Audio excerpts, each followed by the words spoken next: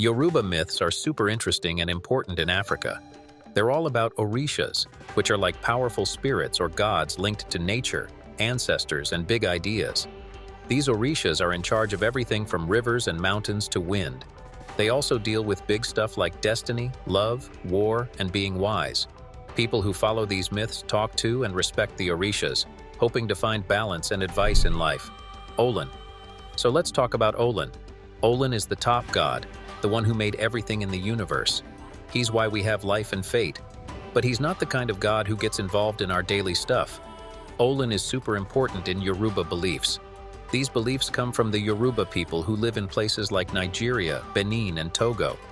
In their tradition, Olun is the big boss, way above all the other gods or orishas. But even though Olun is the main guy, it's the orishas who do the day-to-day work with people. They're like middlemen between humans and the spirit world.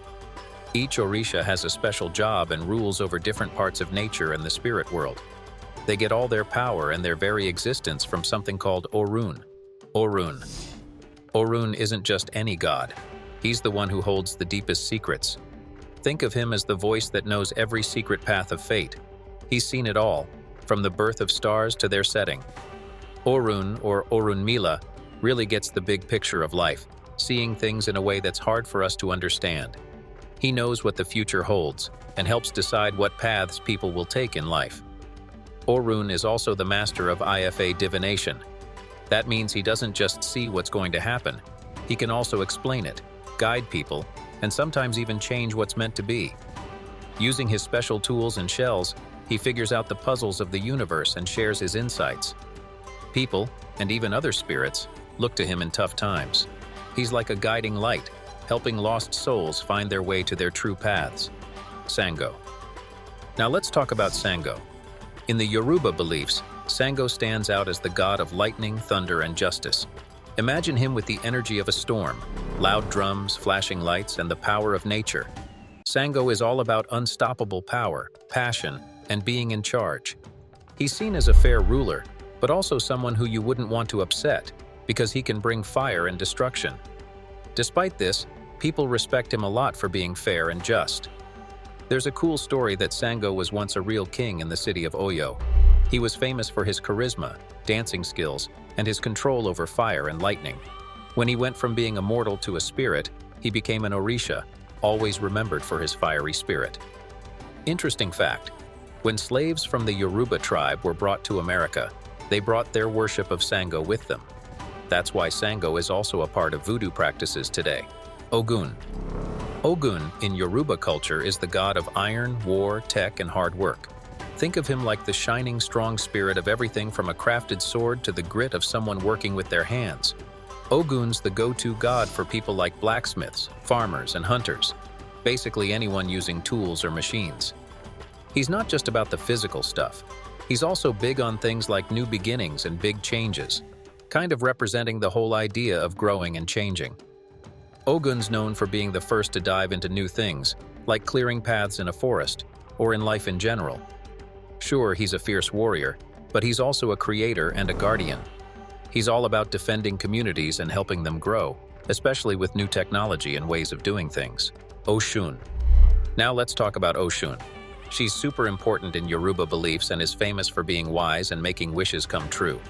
Oshun is connected to rivers and water, and she symbolizes things like purity, having kids, love, and being attractive. What's cool about her is that she's got human-like qualities too, like being a bit vain or getting jealous sometimes.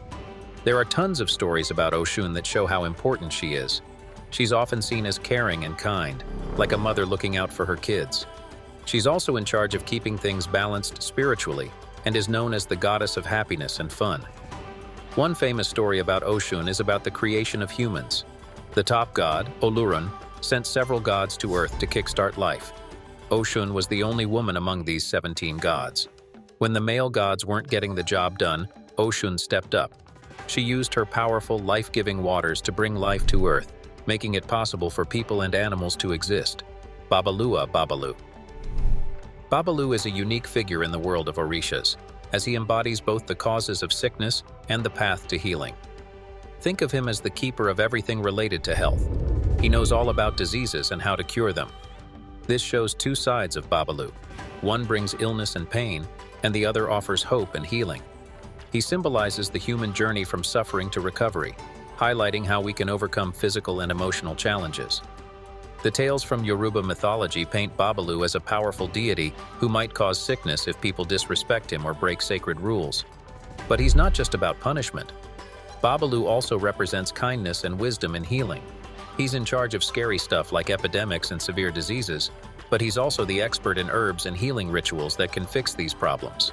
Oya. Oya is an orisha who embodies the strength and unpredictability of winds, storms, and big changes. She guards life's deepest secrets, including the mysteries of life and death. Oya is all about change and nature's unstoppable force. She's like a symbol of life's ups and downs and the power that nature holds over us. She can bring big changes in real life and in metaphorical ways, often leading to major shakeups. Yoruba stories show Oya as a fierce warrior whose mood can change as quickly and powerfully as the weather. She's not just about causing destruction. She also represents rebirth and new beginnings. After her storms pass, there's a chance for everything to start fresh. Besides this, Oya has a special role in the afterlife. She's seen as the protector of graveyards and acts as a bridge between the living and the spirits of those who have passed away. Isu. Esu is a key figure who deals with fate, change, and acts as a bridge between gods and humans. Think of him as a messenger who takes people's prayers and offerings to the gods. But he's not just about serious business. Esu is also a bit of a prankster. He enjoys shaking things up and causing confusion. Isu helps us see how life can be unpredictable and teaches us about the fine line between good and bad decisions. He's often seen as the guardian of crossroads, which really means he plays a big part in the major choices we face in life. Yoruba myths are filled with stories about Isu's clever pranks and how he tests people. His tricks aren't just for fun, they serve to teach lessons, reveal truths, or help improve someone's fate. Though he can be tricky, Esu is an important figure in Yoruba worship. He's the first one to get offerings because people believe that if Isu is content, he'll make sure their prayers and offerings are correctly delivered. He's like the ultimate go-between, keeping communication flowing between humans and gods. Isu's role as both a messenger and a trickster means he's a part of almost every aspect of life. He doesn't just carry messages, he also influences choices, guides people at crucial moments, and even plays a role in everyday events. His unpredictable nature adds surprise and excitement to his stories. Despite his playful side, Esu is greatly respected for keeping balance and harmony between the human and divine worlds. His teachings, sometimes complex, are always meant to help people make better decisions and understand their actions more deeply. In Yoruba culture, showing respect to Isu is seen as key to gaining wisdom, finding your way in life, and making sure you're on the right path. Okun. Okun is an important figure as the orisha of the ocean's depths. He rules over the parts of the sea that are deep, dark, and full of mystery. Imagine a place so deep that sunlight can't reach it. That's Okun's domain. He is linked with the unknown and hidden treasures that lie beneath the ocean's surface. Okun is a symbol of the ocean's dual nature, sometimes calm and peaceful, other times wild and stormy. He embodies the quiet depths of the sea and the powerful energy of waves and storms. Okun is also seen as a symbol of wealth and prosperity. People believe that he looks after the ocean's riches, like fish and sunken treasures. Stories in Yoruba mythology emphasize Okun's immense power and presence. He may rule the deep sea, but his influence is felt right up to the ocean's surface and where the sea meets the land.